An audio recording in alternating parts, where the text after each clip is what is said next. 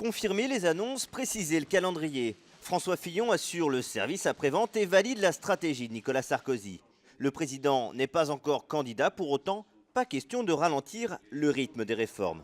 La violence de la crise, les engagements que nous avons collectivement pris au sein de la zone euro, la dégradation de la situation économique rendent impossible et dérisoire l'idée d'une pause dans la mise en œuvre des réformes. Les Français sauront que s'ils votent pour l'opposition, ils se priveront de mesures extrêmement efficaces pour la compétitivité de l'économie française.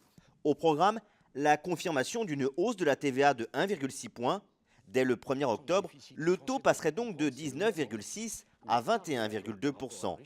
En parallèle, 2 points de hausse pour la CSG sur les revenus financiers.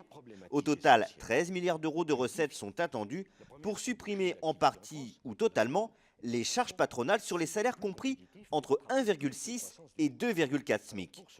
L'objectif affiché, diminuer le coût du travail et améliorer la compétitivité des entreprises. Autre mesure examinée lors du collectif budgétaire, la taxe sur les transactions financières. Cette taxe de 0,1 % s'appliquera en France sur toutes les entreprises cotées.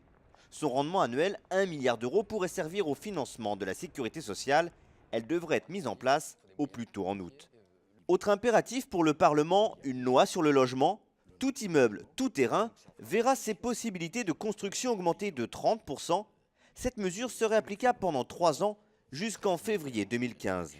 Parmi les autres annonces du président presque candidat, la création d'une banque de l'industrie dès le mois prochain avec 1 milliard d'euros de fonds propres. Et pour favoriser l'emploi des jeunes, des sanctions renforcées pour toute entreprise de plus de 250 salariés ne respectant pas le quota de 5 % de jeunes en apprentissage. Plus flou sur le calendrier, les contrats compétitivité-emploi.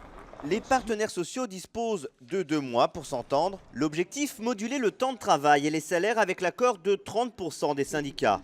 En cas de blocage, un projet de loi serait alors déposé après les élections.